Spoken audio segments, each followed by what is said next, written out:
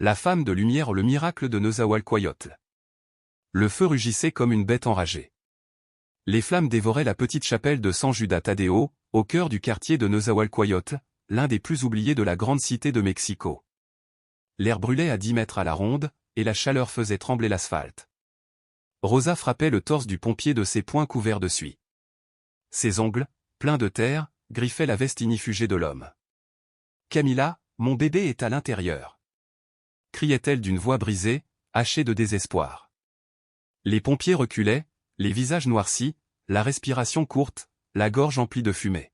« Sonora, c'est impossible » murmura l'un d'eux, les yeux pleins d'impuissance. Mais Rosa n'entendait rien.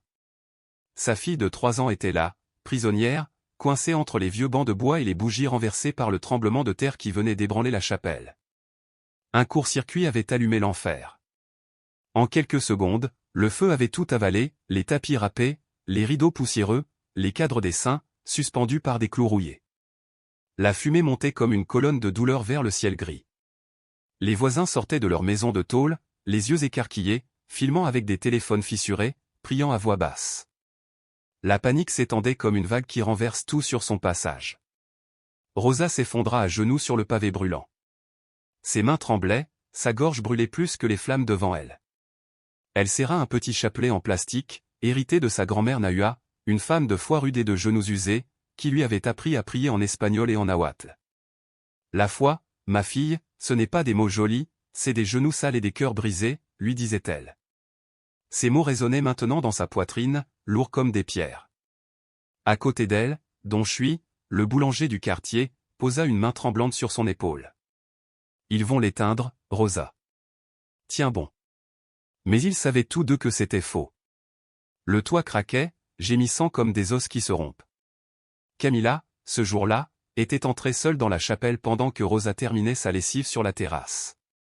La petite aimait parler à la Vierge peinte sur le mur de l'autel. « Elle m'écoute, maman » disait-elle toujours. Et Rosa, fatiguée mais attendrie, la laissait faire. Elle n'avait jamais imaginé que ce jour-là, cette habitude innocente deviendrait un drame. Le feu rugissait, avalant tout l'oxygène, rendant chaque souffle impossible. Les pompiers criaient des ordres, mais leur voix se perdait dans le tumulte des flammes. Un groupe de femmes s'était mis à prier, formant un cercle au milieu de la rue. Leurs voix tremblaient, mais leurs mots montaient, obstinés. « Je vous salue, Marie, pleine de grâce. » Parmi elles se trouvait Lupita, la voisine de Rosa, les mains ridées et brûlées par des années de travail dans les tortillerias. Sa voix, ferme, résistait au désespoir. À côté, Doña Mèche, la vendeuse de tamal, tenait une image de la Vierge contre son cœur. « Ne nous abandonne pas, Madrecita. » Et soudain, tout changea. Un souffle venu de nulle part fit vaciller les flammes. Le feu, qui montait furieux vers le toit, s'arrêta net. Un calme irréel tomba sur la scène. Rosa leva les yeux, haletante. Une lumière étrange perçait la fumée. Ce n'était pas l'orange du brasier, mais un blanc pur, doux, comme si le ciel lui-même ouvrait une brèche. Les pompiers s'immobilisèrent. « C'est quoi, ça » souffla l'un d'eux. La lumière grandissait, enveloppant la chapelle d'une clarté silencieuse. Le rugissement du feu se fit murmure, puis presque silence. Alors, lentement, une silhouette apparut au milieu des flammes. Une femme. Vêtue de blanc, drapée d'un voile couvrant sa tête et ses épaules. Son manteau, d'un bleu céleste éclatant, semblait absorber la lumière du soleil déclinant. Ses pieds nus touchaient la cendre brûlante, mais elle ne montrait ni peur, ni douleur. Ses yeux, sombres et profonds, reflétaient une paix si vaste qu'elle semblait suspendre le temps. Et dans ses bras, enveloppée dans une vieille couverture, dormait une petite fille. Camila. Le silence tomba sur la foule. Même le vent cessa. Rosa leva la tête, les mains couvertes de suie, le chapelet entre les doigts. La femme de lumière marcha jusqu'à l'entrée, s'arrêta, et sans dire un mot, tendit doucement l'enfant à sa mère. Rosa la reçut tremblante. Camila ouvrit les yeux, bâilla, puis sourit. « Maman, la dame m'a protégée » murmura-t-elle d'une voix ensommeillée. Rosa éclata en sanglots, la serrant contre elle, pleurant de joie et d'incrédulité mêlée. Quand elle releva la tête pour remercier la femme, il n'y avait plus rien. Seulement un parfum de rose fraîche, là où quelques secondes plus tôt brûlait la cendre. Les pompiers s'élancèrent vers la chapelle. Le feu s'éteignait de lui-même. Le toit, bien qu'à moitié calciné, tenait encore. Et au centre de l'autel, intacte, la peinture de la Vierge de Guadalupe les regardait, paisible. C'était elle, dit Lupita d'une voix tremblante. La Vierge, murmura quelqu'un d'autre. Donia Mesh tomba à genoux, embrassant son image. Don Chui s'approcha de Camilla. Petite, qui t'a sorti? Camilla montra la chapelle du doigt. La belle dame, celle qui brillait. Elle m'a dit que tu m'attendais, maman. Rosa sentit ses jambes fléchir. Elle serra sa fille plus fort, incapable de parler. Les pompiers, abasourdis, regardaient autour d'eux. C'est impossible, murmura Vargas, un jeune pompier. Personne ne peut survivre à un tel brasier. Son supérieur, un vétéran au visage marqué par les flammes d'autres drames, hocha la tête. J'ai vu des centaines d'incendies. Mais jamais, jamais rien de tel. La nuit tomba sur le quartier. Les lumières des ambulances jetaient des reflets rouges et bleus sur les visages stupéfaits. Personne ne voulait partir. On voulait croire, comprendre, toucher le miracle. Rosa ramena Camilla chez elle. Une petite maison inachevée, aux murs bruts, avec des tiges de fer dépassant du toit. Elle lava doucement la suie du visage de sa fille. « Pourquoi tu pleures, maman » demanda Camilla. « Parce que je suis heureuse, mon amour. » Mais au fond d'elle, c'était plus que de la joie. C'était un vertige sacré. Cette nuit-là, Rosa alluma une bougie devant une image de la Vierge suspendue au mur. « Merci » chuchota-t-elle. « Je ne sais pas si c'était toi, mais merci. » Le vent fit danser la flamme. Une chaleur douce effleura son épaule. Et pour la première fois depuis des heures, Rosa sourit. Le lendemain, le quartier entier parlait de la Nina del Fuego. Les gens affluaient devant la chapelle carbonisée. Certains apportaient des fleurs, d'autres des cierges. Don Chui balayait les décombres. Lupita arriva avec des glaïeuls blancs. Pour elle, dit-elle simplement. Parce qu'elle nous a entendus. Rosa posa les fleurs au pied de l'autel. Autour, les femmes du quartier déposaient des petits papiers pliés contenant leurs prières. Sans l'avoir décidé, la chapelle était devenue un lieu de pèlerinage. Dans l'après-midi, le père Martin, le curé du quartier, arriva. Un vieil homme aux cheveux gris, la voix fatiguée mais forte. Il entra lentement, observa les murs noircis, les bancs réduits en cendres, puis s'arrêta devant l'image intacte de la Vierge. Il resta silencieux un long moment, puis se signa et murmura. « Seigneur, si ceci est ton œuvre, aide-nous à la comprendre. » Il se tourna vers Rosa. « Raconte-moi tout. » Elle parla longtemps. Du tremblement, du feu, du désespoir, de la lumière, de la femme vêtue de bleu. Le prêtre écouta sans l'interrompre. Puis il dit doucement. « J'ai entendu des récits semblables, mais jamais avec autant de témoins. » Autour d'eux, les voisins hochaient la tête. Donia Mesh, les yeux pleins de larmes, ajouta. « Je l'ai vue, mon père. » Elle portait la petite dans ses bras. Ce n'était pas de ce monde. Le père Martin hocha la tête, grave. « Alors, prions et remercions. Mais soyons prudents. L'Église examinera cela. » Les jours passèrent, mais la rumeur s'étendit au-delà du quartier. Un jeune journaliste du nom de Ravière vint interroger Rosa. Il photographia la chapelle, écouta les récits. « Les gens ont besoin d'espérance, dit-il. » Son article fit le tour des réseaux. Bientôt, des familles vinrent de toute la région. On priait devant la peinture intacte, on touchait les murs calcinés, on déposait des fleurs. Rosa ne savait pas comment gérer cette attention. Les visiteurs frappaient à sa porte, lui demandaient de raconter encore et encore. Certains lui offraient des paniers de nourriture, des jouets, de l'argent. Elle acceptait avec gêne. « Je n'ai rien fait », répétait-elle. « C'est elle qui nous a sauvés. » Camilla, elle, avait retrouvé sa joie d'enfant. Mais parfois, on la surprenait à regarder le ciel avec un air pensif.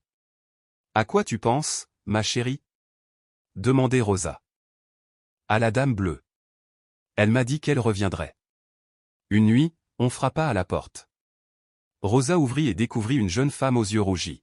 « Je m'appelle Estla, dit-elle. Je viens de Toluca. J'ai entendu parler de votre fille. Mon fils est malade.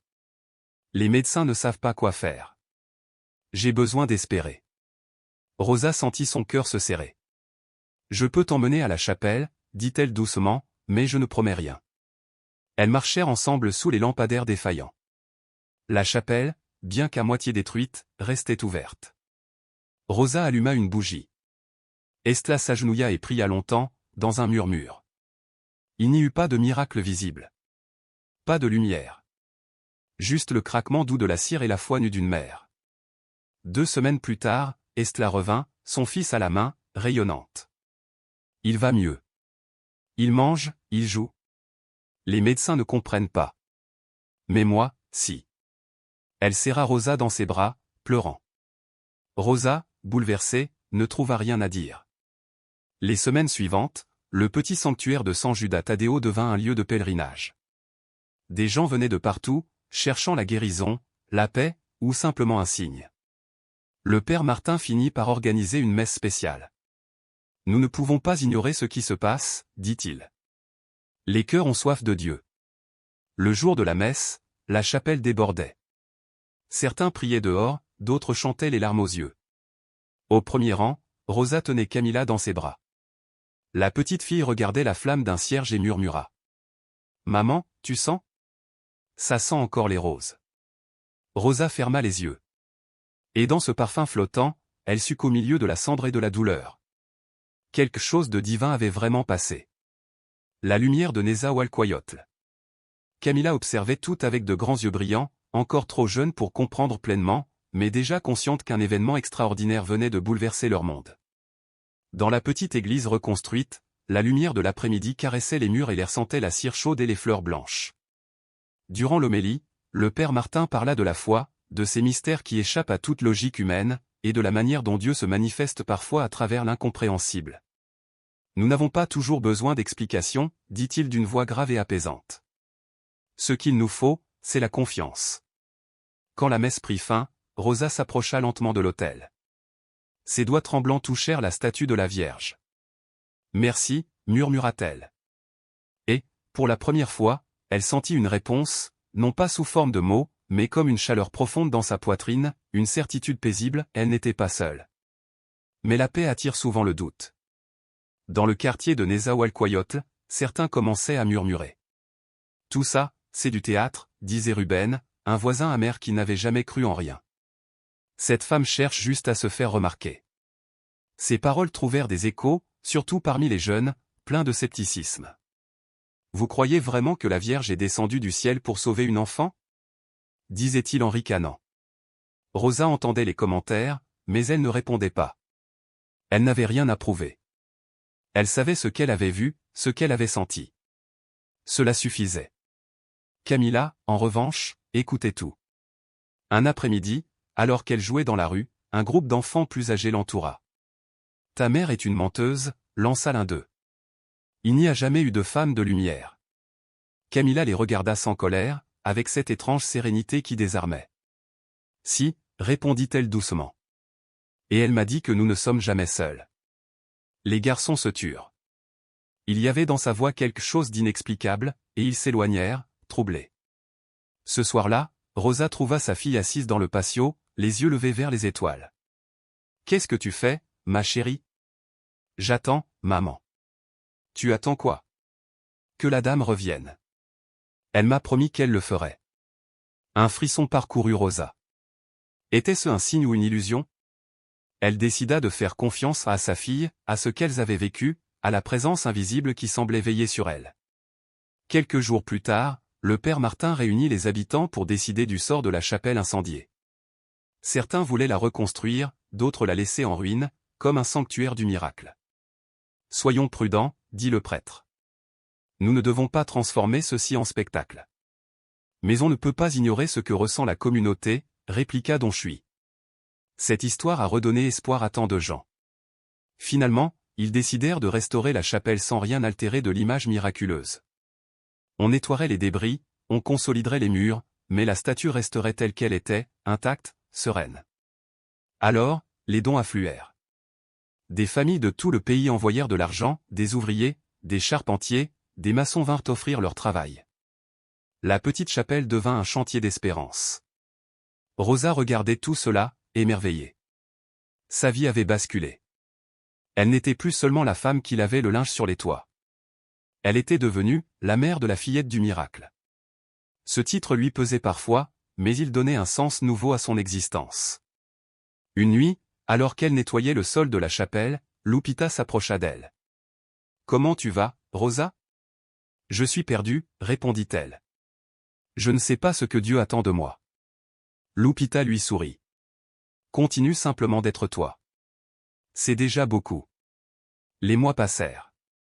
La chapelle fut rebâtie, plus belle qu'avant, des bancs neufs, des vitraux lumineux, mais la statue demeurait inchangée. Les fidèles venaient toujours, parfois par dizaines, parfois par centaines. Rosa allumait les bougies, disposait les fleurs, écoutait les récits de ceux qui cherchaient du réconfort. Camilla grandissait. À 4 ans, elle conservait cette joie simple des enfants, mais dans ses yeux brillait une sagesse étrange. « Maman, la dame m'a dit de ne pas m'inquiéter », murmura-t-elle un soir. Quand a-t-elle dit ça ? Pendant que je dormais. Rosa ne savait pas si c'était un rêve ou autre chose. Mais elle n'avait plus peur. Un après-midi, un vieil homme arriva du sud, les mains calleuses et le visage brûlé par le soleil. « J'ai entendu parler de la petite et de la Vierge, » dit-il. « Je suis venu voir de mes propres yeux. » Rosa le conduisit dans la chapelle. Il s'agenouilla, pleura longuement. « J'ai perdu ma femme, il y a 1 an. Depuis, je n'avais plus la force de vivre, mais ici, je sens qu'elle est en paix. » Rosa posa sa main sur son épaule. Nul mot n'était nécessaire, la présence de la Vierge parlait d'elle-même. Cette nuit-là, Rosa fit un rêve. La femme de lumière se tenait devant l'autel. « Que veux-tu de moi ?» demanda Rosa. La figure sourit. « Rien, sinon que tu continues d'aimer. » Au réveil, Rosa pleurait, mais son cœur était léger, délivré d'un poids invisible. Elle sut qu'il était temps de raconter son histoire. Elle appela Ravière, un journaliste local, et lui confia tout, le tremblement de terre, l'incendie, la lumière, la femme. Elle parla aussi de ses doutes, de sa gratitude, de sa peur. « Puis-je publier votre témoignage ?» demanda Ravière. « Oui, » répondit-elle. « Mais pas pour moi. Fait-on une histoire sur elle ?» Une semaine plus tard, l'article fit le tour du pays. Des milliers le lurent. Certains crurent, d'autres non. Rosa s'en moquait. La foi, pensait-elle, n'a pas besoin de preuves, seulement de cœurs ouverts. Et à Nezahualcóyotl, au milieu de la pauvreté, un cœur s'était ouvert, puis beaucoup d'autres. Les mois s'écoulèrent. Le quartier, jadis oublié, s'était métamorphosé. La chapelle de San Judas Tadeo devint un phare spirituel. Chaque dimanche, les fidèles affluaient jusque dans la rue pour écouter la messe retransmise par des haut-parleurs. Rosa continuait à vivre humblement, dans sa maison inachevée. Les voisins l'aidaient, veillaient sur Camilla lorsqu'elle partait travailler dans les quartiers riches. La fillette, désormais âgée de 5 ans, restait au centre de toutes les attentions. Rosa, cependant, la protégeait farouchement. « C'est une enfant, pas un spectacle », répétait-elle. Des visiteurs apportaient des cadeaux, poupées, vêtements, jouets. Rosa les remerciait, mais partageait tout avec les autres enfants du quartier. « Nous ne sommes pas spéciaux », disait-elle à sa fille. « Nous avons simplement été choisis pour quelque chose. » Camilla acquiesçait, et bien souvent, elle offrait ses jouets à plus pauvres qu'elle. Un jour, une femme arriva, Daniela, psychologue à l'université. « Je ne veux pas contredire votre foi, dit-elle. Je veux comprendre. Était-ce un miracle, un traumatisme, ou quelque chose que la science ne peut nommer ?» Rosa hésita, méfiante. Elle en avait vu, des curieux. Mais quelque chose dans le regard de Daniela la convainquit. « D'accord. Vous pouvez lui parler. Mais si je vois qu'elle est mal à l'aise, c'est fini. » Daniela s'assit avec Camilla dans le petit patio fleuri. « Tu te souviens du jour de l'incendie ?» demanda-t-elle. « Oui. Il y avait beaucoup de fumée. Et puis la dame est venue. Comment était-elle ? Belle. Elle brillait. Elle sentait les fleurs. » Pendant des semaines, Daniela interrogea Camilla, Rosa, les pompiers, les voisins.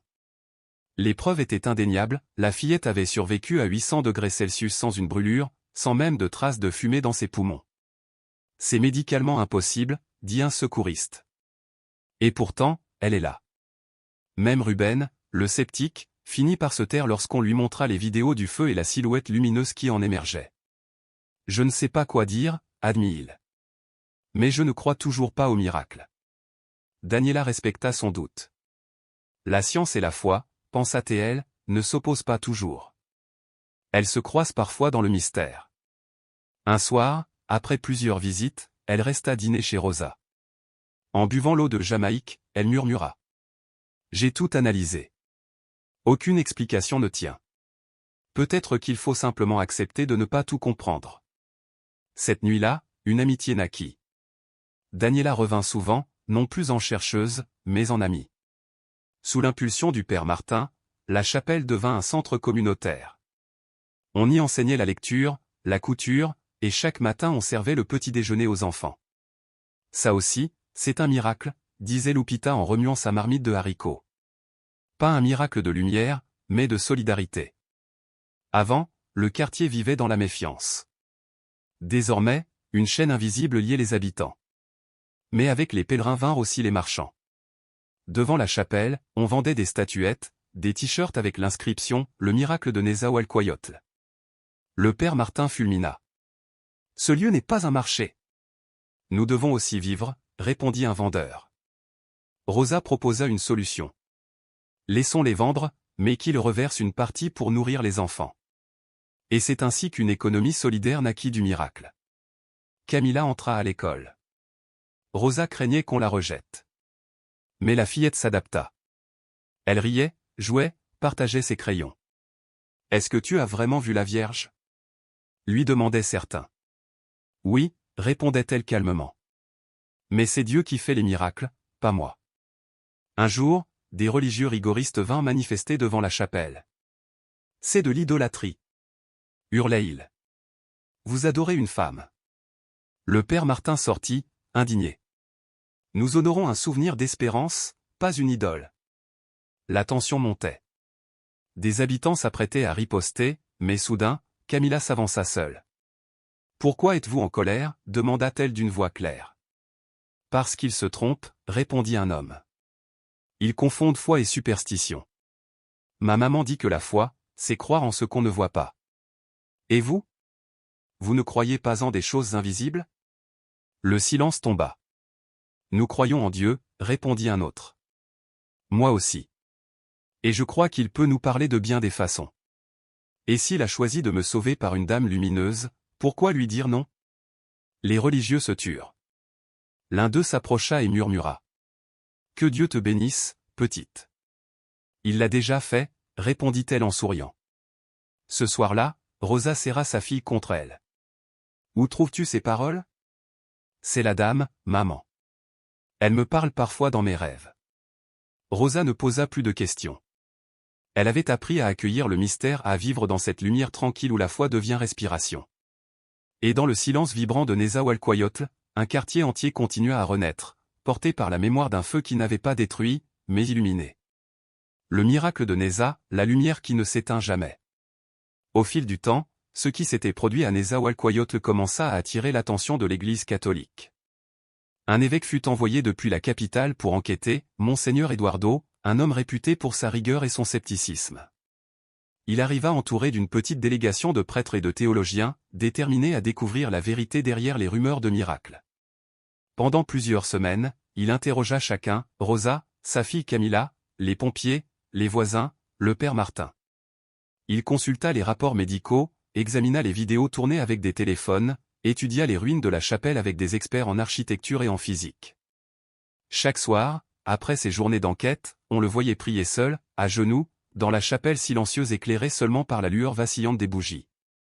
Rosa l'observait de loin. « Tu crois qu'il nous croira » demanda-t-elle un soir à son amie Lupita. « S'il est la main de Dieu, il croira » répondit Lupita avec sa simplicité tranquille. Enfin, un dimanche matin, Monseigneur Eduardo convoqua toute la communauté. La chapelle, reconstruite après l'incendie, débordait de monde. Les gens étaient venus de tout le quartier, de toute la ville même, curieux, tremblants, espérant entendre la vérité. L'évêque monta lentement au pupitre. Son visage était grave, mais dans ses yeux brillait une lumière douce, presque émue.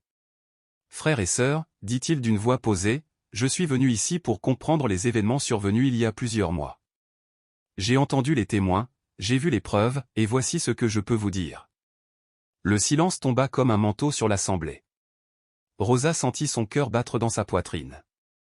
Je ne peux pas, poursuivit-il, déclarer avec certitude qu'il s'agit d'un miracle reconnu par l'Église. Ce processus prend des années, parfois des décennies. Mais je peux affirmer ceci, quelque chose d'extraordinaire s'est produit ici. Quelque chose qui dépasse l'explication humaine. Et surtout, ce que j'ai vu depuis cet événement est un fruit de bonté. Votre communauté s'est transformée. J'ai vu des actes de charité, d'amour, de foi retrouvés. Et si l'on juge un arbre à ses fruits, alors cet arbre est bon. Les mots furent suivis d'une explosion d'applaudissements. Certains pleuraient, d'autres se prenaient dans les bras. Rosa sentit un poids immense s'alléger, elle n'avait pas besoin de validation, mais les paroles de l'évêque reconnaissaient enfin leur expérience, leur douleur, leur foi. Après la cérémonie, Monseigneur Eduardo s'approcha d'elle. « Madame Rosa, dit-il doucement, ce qui m'a le plus frappé dans votre histoire, ce n'est pas le feu ni la vision, mais votre humilité, votre sérénité. Pour moi, cela suffit à prouver que Dieu agit à travers vous. » Rosa eut les larmes aux yeux. « Merci, Monseigneur. » Les mois passèrent, et la vie reprit son cours à Nezahualcóyotl. Mais c'était une autre vie, plus lumineuse. Les enfants allaient à l'école avec enthousiasme, les adultes travaillaient avec un sens nouveau du devoir, et les familles se retrouvaient le soir pour prier, rire, espérer. Rosa continua son service au réfectoire communautaire. Camila, désormais une fillette vive et douce, gardait en elle une profondeur étrange pour son jeune âge. Un matin, alors que Rosa balayait la cour, la petite arriva en courant. « Maman! J'ai rêvé d'elle encore. » « De la dame ? Et que t'a-t-elle dit ? Qu'il va bientôt arriver quelque chose de beau. Quelque chose qui fera sourire beaucoup de gens. » 2 jours plus tard, le père Martin reçut un appel d'une grande fondation internationale, on voulait financer la construction d'une école nouvelle dans le quartier. Non seulement cela, mais aussi des bourses pour tous les enfants jusqu'à l'université. Le prêtre resta sans voix. Rosa, en apprenant la nouvelle, tomba à genoux, les mains jointes. Elle le savait, murmura-t-elle. Camila le savait. La construction devint une œuvre collective, les voisins portaient les briques, d'autres offraient du ciment, les enfants peignaient des fresques colorées sur les murs des soleils, des mains ouvertes, des fleurs blanches. Camila, elle, peignit une femme vêtue d'un manteau bleu ciel, entourée de pétales lumineux.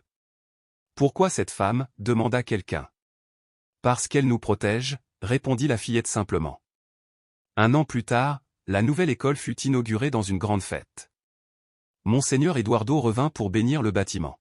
« Le vrai miracle, dit-il dans son discours, ce ne sont pas les flammes qui n'ont pas brûlé, mais l'amour qui s'est allumé dans vos cœurs. » Rosa, assise au premier rang avec Camila, sentit ses yeux se mouiller. « Tu crois qu'elle est fière de nous ? » demanda la petite. « Oui, mon trésor. Je crois que oui. » Quelques semaines plus tard, Rosa reçut la visite de Daniela, la psychologue venue autrefois étudier le phénomène. « Je pars, dit-elle, j'ai accepté un poste dans une autre ville.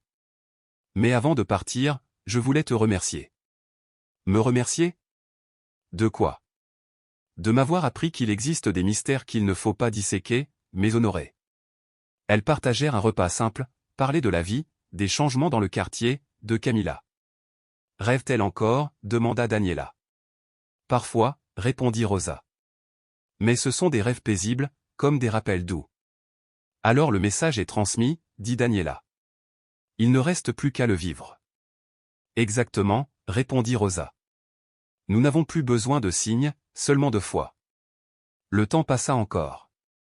Camila grandit, devint une jeune fille brillante et compatissante. Grâce à une bourse, elle poursuivit ses études avec un rêve en tête, devenir médecin. « Je veux aider les gens comme la dame nous a aidés, disait-elle souvent. Rosa, elle, vieillissait avec grâce. Ses cheveux grisonnaient, mais son sourire restait le même. Elle continuait de servir au réfectoire et de fleurir la petite chapelle de San Judas Tadeo qui, désormais, n'était plus un lieu de peur, mais le cœur battant d'une communauté transformée. Le père Martin, devenu très âgé, confia la paroisse à un jeune prêtre, le père Lucas, né dans le quartier. il avait grandi en entendant parler de Camilla et du miracle, cette histoire l'avait conduit à servir Dieu. Tu vois, dit un jour le vieux prêtre à Rosa, le miracle ne s'est jamais arrêté. Il se multiplie. Rosa hocha la tête. Elle le savait. Un soir de décembre, juste avant Noël, Rosa s'assit sur son banc préféré dans la chapelle, celui où elle s'était jadis effondrée après l'incendie. Ce lieu, autrefois témoin de la douleur, était devenu un refuge de paix. Alors qu'elle priait en silence, une femme entra et vint s'asseoir près d'elle. Elle portait un châle clair, et son visage restait partiellement dans l'ombre. « Bonsoir, dit-elle doucement. « Bonsoir, répondit Rosa. Un silence tranquille s'installa. « On dit que cet endroit est spécial, murmura la femme. « Oui, répondit Rosa. Ici, quelque chose s'est passé qui a changé beaucoup de vies, surtout la mienne. » La femme sourit. « Je suis heureuse d'entendre cela. » Avant que Rosa puisse dire quoi que ce soit d'autre, la femme se leva. « Je dois partir, mais souviens-toi, tu fais bien. Continue d'aimer, continue de servir. C'est tout ce que Dieu demande. » Puis elle s'en alla. Rosa resta figée, le cœur battant. Elle sortit précipitamment, mais la rue était vide, baignée par la lumière dorée du crépuscule. Lorsqu'elle revint à son banc, elle aperçut une fleur blanche posée à l'endroit où la femme s'était assise. Elle la prit dans ses mains tremblantes et sourit à travers ses larmes. 10 ans avaient passé depuis l'incendie. Camilla, maintenant adolescente, étudiait au collège construit grâce à la Fondation. C'était une élève exemplaire, passionnée de sciences et de littérature, admirée pour sa compassion. Rosa vivait toujours dans la même maison, rénovée par les voisins.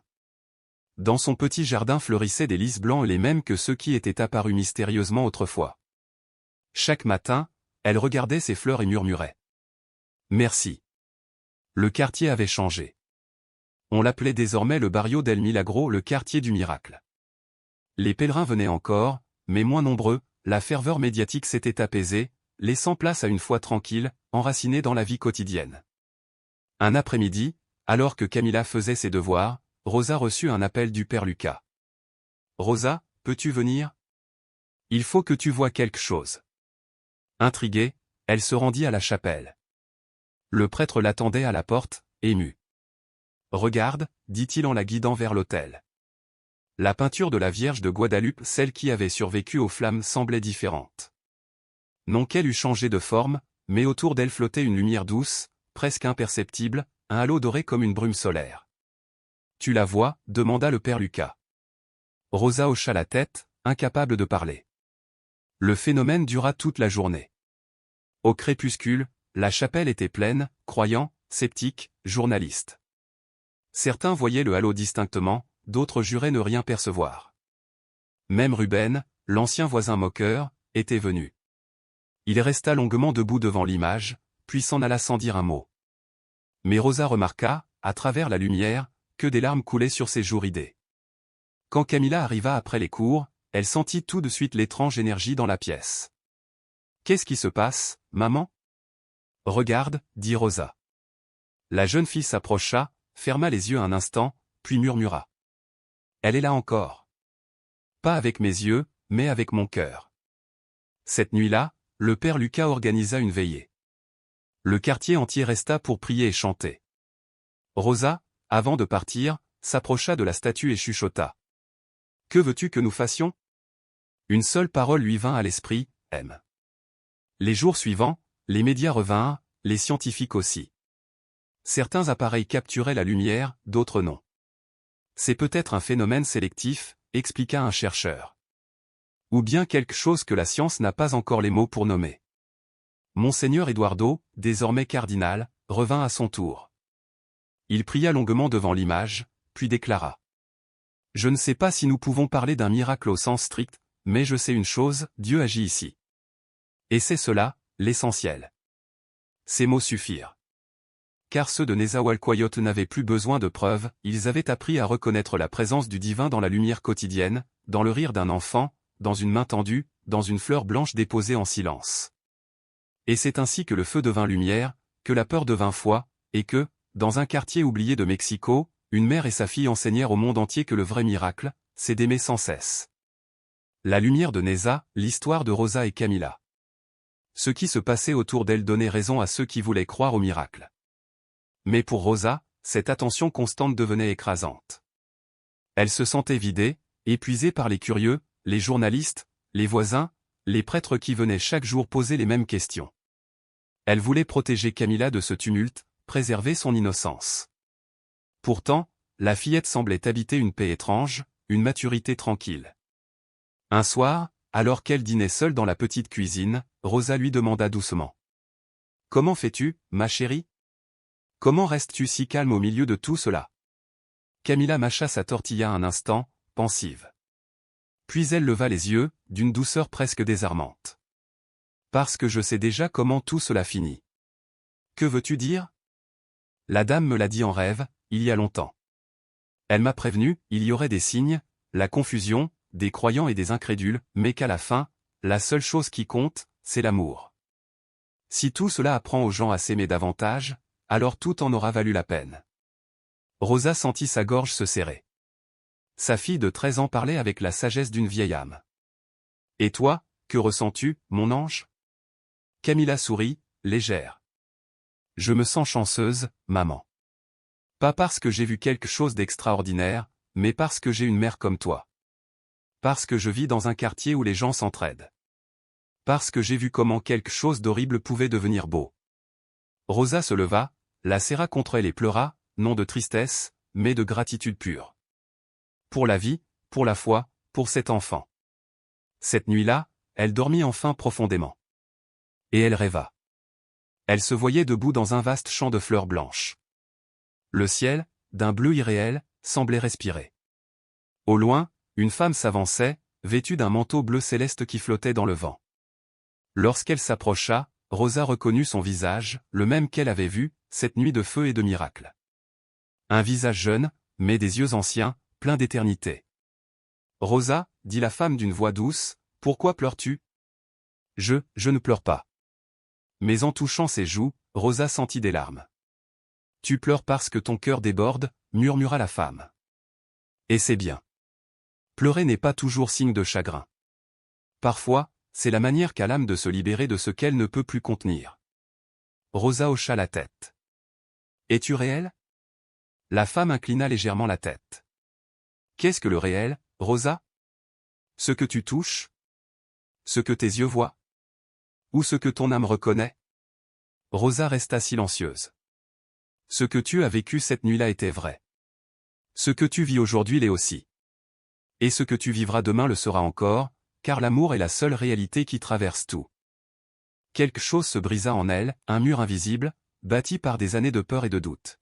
« Que veux-tu de moi ? » « Rien, » répondit la femme en lui tendant la main.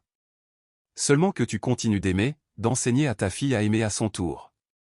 C'est tout. » Rosa prit sa main, elle était chaude, réelle. « Reviendras-tu ? Je n'ai jamais quitté ton côté. Quand tu aimes, quand tu pardonnes, je suis là. » Et la femme disparut. Rosa se réveilla le cœur battant.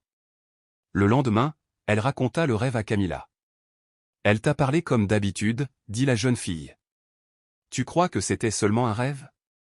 Camilla haussa les épaules. « Ce qui compte, c'est le message. S'il est vrai, alors c'est réel. » Rosa sourit, sa fille avait raison. Le halo de lumière dans la chapelle demeura plusieurs semaines, avant de s'estomper lentement, comme une flamme qui s'éteint doucement. Certains furent déçus. « Tu vois ? C'était un tour, » disaient les sceptiques. Mais d'autres comprirent. « Ce n'était pas un spectacle, » dit Lupita. C'était un rappel. Et maintenant que nous nous souvenons, nous n'avons plus besoin du signe. Lors de la messe suivante, le père Lucas confirma. Mes frères, la vraie lumière n'est pas celle qu'on voit, mais celle qu'on vit. Elle se manifeste dans notre manière d'aimer, d'aider, de traverser les épreuves. C'est là que Dieu brille. Et tous comprirent, le miracle n'était pas le feu éteint, ni la lumière sur le mur. C'était la transformation des cœurs. Et cela, rien ne pouvait l'effacer. Camilla grandissait. Devenue adolescente, elle rêvait de devenir médecin, pour guérir les corps comme elle a guéri mon âme, disait-elle. Un jour, elle reçut une lettre, une université prestigieuse lui offrait une bourse complète. Rosa pleura de joie. « Tu l'as fait, mon amour ?» Camilla sourit, mais une ombre passa dans son regard. Ça veut dire que je devrais partir, maman. Je sais, répondit Rosa en la serrant fort. C'est ton heure de voler. Ce qui nous unit n'est pas le lieu, c'est l'amour. Le quartier entier organisa une fête d'adieu. Il y avait tout le monde, dont Chui, Lupita, Donia Mesh, le père Lucas, même Daniela, la psychologue. Tu vas accomplir de grandes choses, dit Daniela. Je veux seulement aider, répondit Camilla. La veille du départ, mère et fille allèrent prier dans la chapelle vide. Merci, murmura Camilla, pour tout. Pour m'avoir sauvé, guidé, aimé. Rosa pria à son tour. Protège-la, Seigneur. Donne-moi la force de la laisser partir. Elles restèrent longtemps agenouillées. Puis Camilla s'arrêta soudain. Maman, regarde. Sur le mur du sanctuaire, un bref éclat illumina la pierre. La lumière était revenue juste un instant, mais assez pour comprendre, c'était un adieu, une bénédiction. Les années passèrent. Rosa continua d'aider au réfectoire, de veiller sur les familles, de prier dans la petite chapelle. Son dos se courbait, ses cheveux devinrent argent, mais son âme demeurait droite. Un soir, dans son jardin de fleurs blanches, elle sentit une douleur dans la poitrine. Pas encore, murmura-t-elle. J'ai encore à faire. Mais son corps ne l'écoutait plus. Camilla accourut à l'hôpital, prit la main de sa mère. Je suis là, mamie. Rosa ouvrit les yeux, sourit faiblement. Ma petite docteure, écoute-moi. Je l'ai revue. Qui? Elle. Elle se tenait au pied de mon lit. Elle m'a dit de ne pas avoir peur. Camilla pleurait. Ne dis pas ça, maman, je ne suis pas prête. Personne ne l'est, répondit Rosa en serrant sa main. Mais tu seras bien. Tu portes déjà la lumière. Toujours. Cette nuit-là, Rosa s'endormit paisiblement, le sourire aux lèvres, comme si elle voyait le ciel s'ouvrir. Son enterrement rassembla des centaines de personnes venues de tout le pays. Camilla, debout devant la foule, parla d'une voix ferme malgré les larmes. Ma mère était une femme ordinaire qui a vécu quelque chose d'extraordinaire. Mais ce qui la rendait spéciale, ce n'était pas ce qu'elle a vu, c'est ce qu'elle a fait ensuite. Elle a choisi d'aimer. Elle a choisi de croire. Et c'est là que réside le véritable miracle. Les semaines suivantes, Camilla resta dans le quartier, hantée de souvenirs. Un jour, dans la chapelle, elle s'agenouilla à la place où sa mère priait autrefois. Je ne sais pas comment continuer sans toi, murmura-t-elle. Une présence douce se fit sentir. Elle tourna la tête, une femme, assise sur le banc derrière elle, la regardait. Tu n'es jamais sans elle, dit la femme. Camilla reconnut cette voix, la voix du feu, des roses, du miracle. Toi. Ta mère va bien. Elle est en paix et fière de toi. Comment le sais-tu? Parce que j'étais là quand elle est partie. Comme j'étais là quand tu étais enfant. Comme je l'ai toujours été. Camilla sentit la chaleur envahir son cœur. Que dois-je faire maintenant? Ce que tu fais déjà, guérir, aimer, servir. Ta mère vit dans chacun de tes gestes, dans chaque sourire que tu fais naître. C'est là qu'elle est. Les larmes coulèrent librement. Merci, murmura-t-elle. Ne me remercie pas, dit la femme en se levant. Vis bien, aime bien. Et quand ton heure viendra, je serai là aussi. Quand Camilla se retourna, elle était partie. Sur le banc, une fleur blanche l'attendait, la même que celle du jardin de Rosa. Les années s'écoulèrent. Camilla devint une médecin respectée, mais surtout aimée. Elle travaillait dans les hôpitaux publics, soignant les enfants sans jamais refuser un seul patient. Chaque geste, chaque sourire était un acte de foi, un écho du miracle d'autrefois. Un jour, elle sauva une fillette gravement brûlée. Les parents, bouleversés, la remercièrent. Ne me remerciez pas, dit Camilla. Remerciez la vie. Et quand votre fille grandira, enseignez-lui à aimer. À servir. C'est la plus belle gratitude. Le temps passa encore. Camilla se maria avec un instituteur du quartier. Ils eurent 2 enfants, une fille et un garçon. La petite s'appelait Rosa. Maman, demanda un soir la fillette, c'est vrai que tu as vu la Vierge? Oui, mon amour. Comment était-elle? Belle, douce, pleine d'amour. Tu crois que je la verrai, moi aussi? Camilla sourit. Peut-être. Mais ce n'est pas avec les yeux qu'on la voit. C'est avec le cœur. Et ton cœur peut la sentir chaque jour, si tu choisis d'aimer. Plus tard, Camilla ramena ses enfants à Neza. Ils virent la statue de leur grand-mère, agenouillée, le regard tourné vers le ciel. Sur la plaque on lisait Rosa Maria Lopez, 1970-2018. Mère, servante, croyante. Elle nous a appris que le vrai miracle, c'est l'amour. Camilla prit la parole devant la foule. Il y a 20 ans, notre quartier a connu le feu, la peur, puis la lumière. Mais le véritable miracle n'était pas que j'ai survécu. Le miracle, c'est que nous ayons choisi de croire, d'aimer, de changer. Elle montra la statue. Cette femme n'avait ni richesse, ni pouvoir, ni science. Elle avait un cœur immense. Et cet amour a tout transformé. Ce soir-là, seule dans la chapelle, Camilla alluma une bougie. « Je n'ai jamais oublié, murmura-t-elle. Merci pour la foi, pour la lumière, pour le miracle qui continue. » Un vent doux passa, portant un parfum de fleurs. Elle sut qu'elle n'était pas seule. La Vierge était là, invisible, mais présente. Et tandis que le jour se levait sur Neza, le ciel se teinta de rose et d'or. Un nouveau jour. Une nouvelle occasion d'aimer. Car la lumière, la vraie, ne s'éteint jamais. Elle vit dans chaque cœur qui choisit l'amour.